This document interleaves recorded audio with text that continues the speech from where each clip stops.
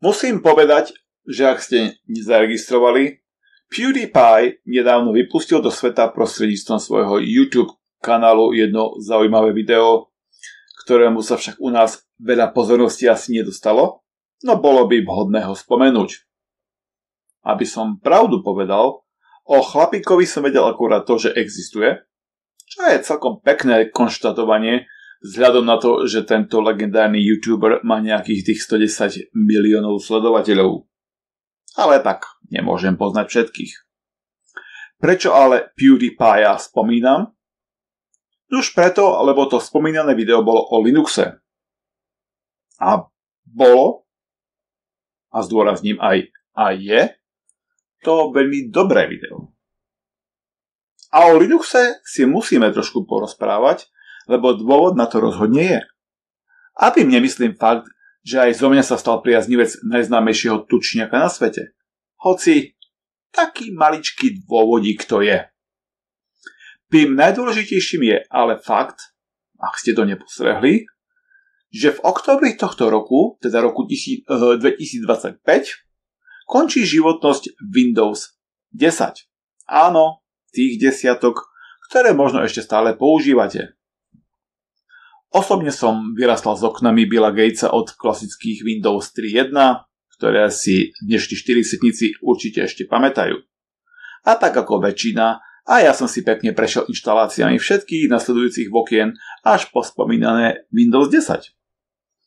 S najväčšou pravdepodobnosťou by som užívateľov tohto najrozšírenejšieho operačného systému ostal, keby nie fakt, že môj obstaročný počítač už Windows 11, teda Windows 11, alebo aké označenie má teraz tá najaktuálnejšia verzia, jednoducho neutiahne.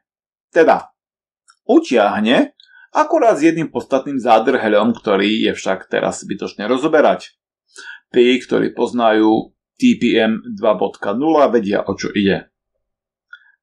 Ale ostať na už nepodporovanom systéme, bez nových nutných bezpečnostných záplat a celkovej podpory? Nie, že by to nebolo možné, a pravdepodobne to niektoré risknú, no vo svete vírov a rôznych všetkého schopných hackerov to veľmi žiaduca situácia nie je, takže nie. Akú má človek v takom momente možnosť? Kúpiť predsa nový počítač a hurá, užívať si ďalšie pekné časy s Windowsom. Ale nie tak z hurta.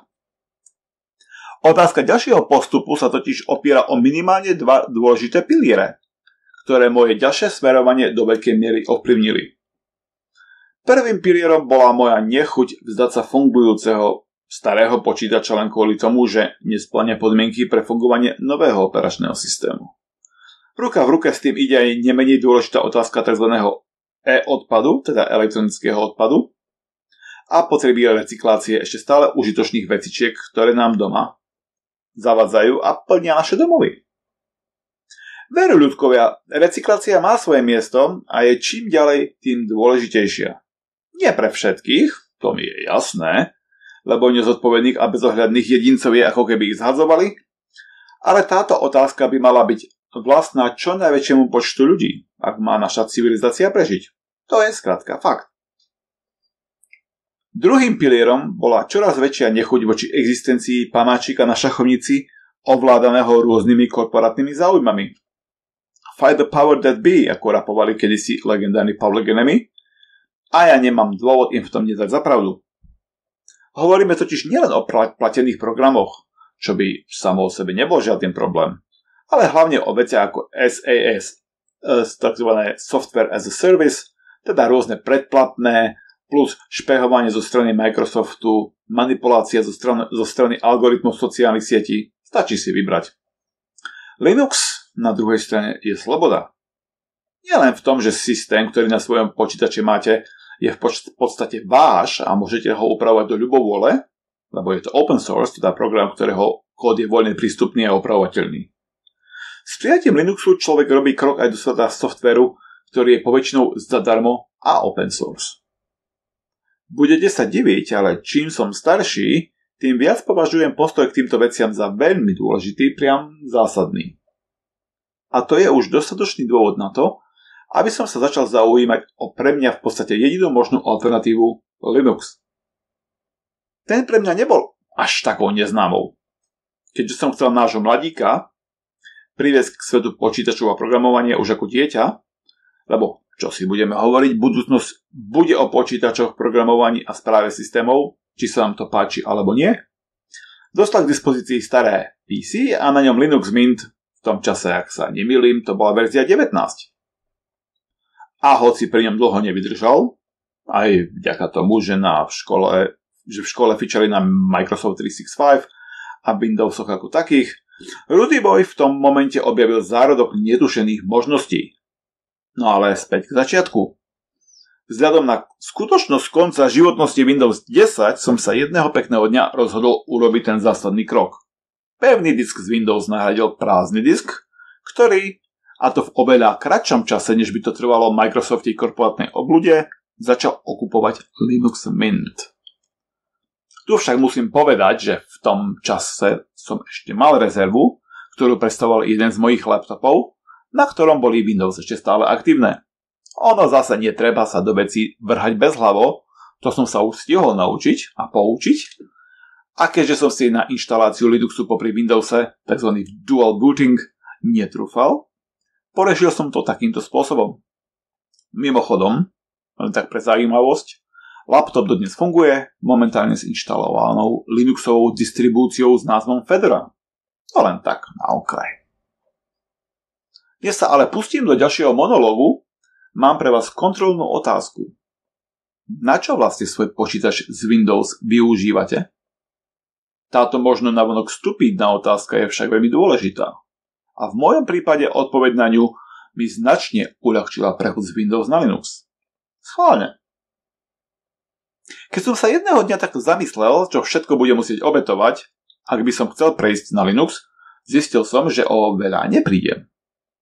Vzhľadom na to, že väčšina mojej počítačovej aktivity sa koncentruje na webový prehľadač a textový editor, plus pár ďalších programov, ktoré buď mali svoje Linuxové verzie, napríklad editor na úpravu zvuku s názvom Audacity, prípadne sa dali nahradiť podobnými, nebol naozaj žiaden problém rýchlo sa prispôsobiť.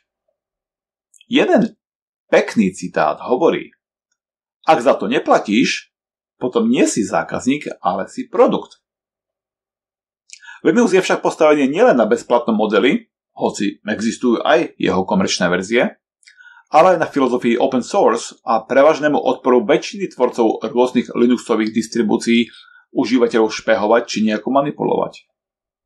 A hoci aj v komunite Linuxákov nájdete toxických užívateľov až nepriateľsky naladených voči nováčikom v Linuxe, pričom treba povedať, že mnohé z tohto nepriateľstva sa týka faktu, že ľudia sú leniví si nájsť i tie základné informácie online. Prevažná väčšina ľudí spätých s Linuxom tvorí priateľskú partiu, kde sa problémy týkajúce sa správneho fungovania počítača s týmto systémom vedia vyriešiť prakticky okamžite, lebo vždy sa nájde niekto, kto sa neváha podeliť o skúsenosti, poznatky a rady. Samozrejme, aj tu treba dávať pozor, niektorí ľudia sú skrátka zlomyselní. Väčšina ľudí však môže mať stále predstavu, že inštalácia a používanie Linuxu sú nad ich schopnosti. Mnohí si hneď predstavia príkazový riadok a zadávanie príkazov, ako keby sme boli v dobe Microsoft DOSu, a samozrejme bežnému užívateľovi je toto vzdialené a cudzie. Skutočnosť je však ďaleko od takejto predstavy. Fantastické však je, že bez ohľadu na používateľskú úroveň vždy sa nájde distribúcia Linuxu, ktorá je znalostiam a praxi užívateľa prispôsobená. Túžite po maximálnej obťažnosti? Stačí sa obzrieť po Linux from Scratch, Gen 2, NixOS či klasickom Arch Linuxe a čas inštalácie sa bude rátať na hodiny a dni.